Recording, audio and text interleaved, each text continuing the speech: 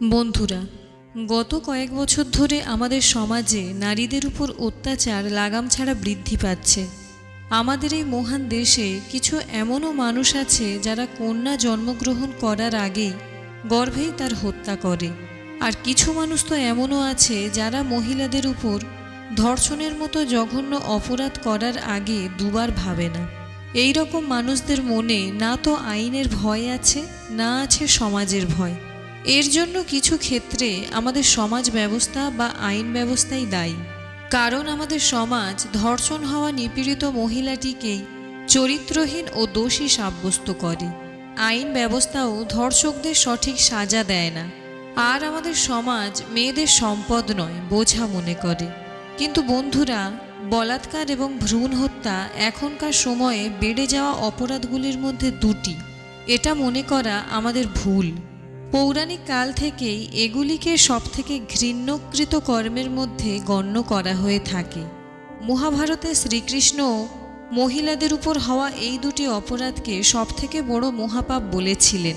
আর হিন্দু পুরাণে এই জাতীয় অপরাধের এত কঠোর শাস্তির উল্লেখ আছে যে যা শোনার পর আপনার অন্তরাত্মা কেঁপে উঠবে।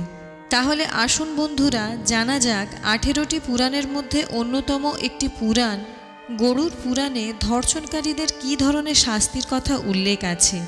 হিন্দু ধর্মগ্রন্থ অনুসারে কন্যা ভ্রূণ হত্যাকে পাপ নয়, মহাপাপ মনে করা হয়। এ সত্ত্বেও আমাদের সমাজে লক্ষ লক্ষ মানুষ কন্যা ভ্রূণ হত্যা করতে দ্বিতীয়বার ভাবে না। ভাগবত গীতা অনুসারে এটি 6টি মহাপাপের অন্তর্ভুক্ত। গীতা অনুসারে শ্রীকৃষ্ণের দৃষ্টিতে যা সবথেকে বড় মহাপাপ তা হল ভ্রূণ হত্যা।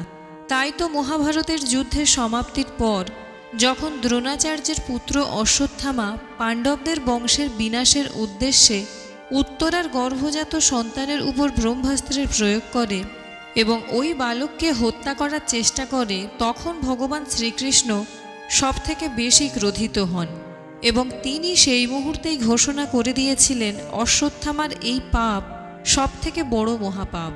কারণ সে একটি অজন্মা বালকের হত্যা করার চেষ্টা করেছিল। শ্রীকৃষ্ণ অশ্বত্থামাকে এই পাপের শাস্তি স্বয়ং দিয়েছিলেন। শ্রীকৃষ্ণ অশ্বত্থামার মাথার চিন্তামণি রত্নও নিয়েছিলেন এবং অভিশাপ দিয়েছিলেন, তুমি জন্ম দেখেছ কিন্তু মৃত্যুকে কোনোদিন দেখতে পাবে না। অর্থাৎ যতক্ষণ সৃষ্টি থাকবে তুমি এই পৃথিবীতে জীবিত থাকবে আর হাজারো রকমের দুঃখকে প্রাপ্ত করবে।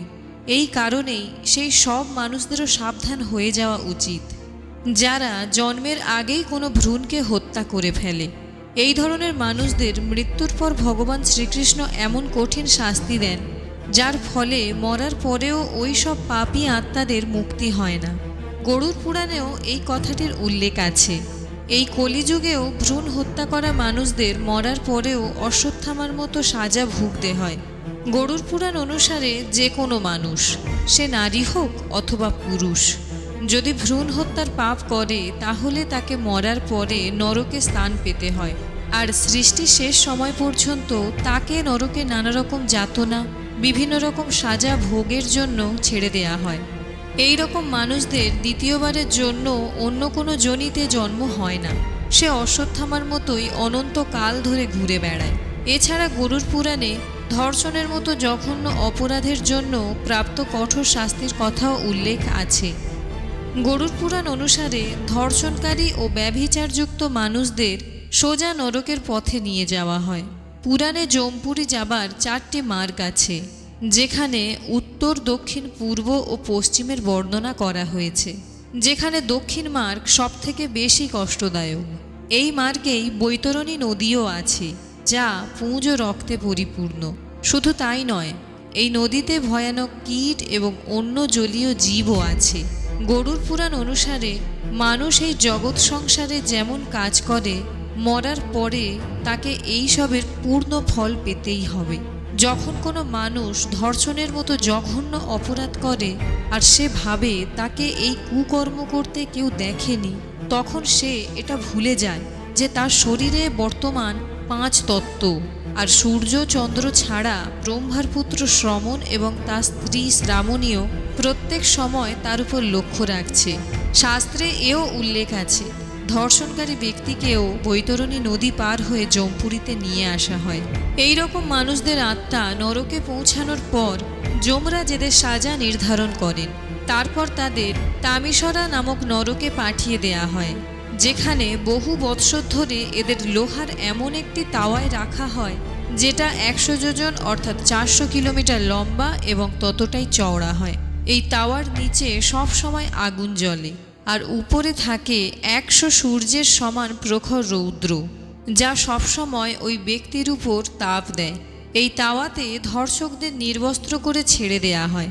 তামিশরা নামক নরকে যখন ধর্ষকের সাজা পূর্ণ হয়ে যায়, তারপর তাকে আরও বহু বৎসর তপ্ত সুরভি নামক অন্য একটি নরকে পাঠিয়ে দেয়া হয়, যেখানে ধর্ষককে লৌহ দিয়ে তৈরি গরম মূর্তিতে 100 বছর পর্যন্ত জড়িয়ে রাখা হয়। ব্যভিচার যদি পুরুষ করে তাহলে তাকে স্ত্রীলোকের লোহার মূর্তিতে, এবং যদি কোনো স্ত্রী ব্যভিচার করে তাহলে তাকে কোনো পুরুষের লোহার মূর্তিতে জড়িয়ে রাখতে বাধ্য করা হয়।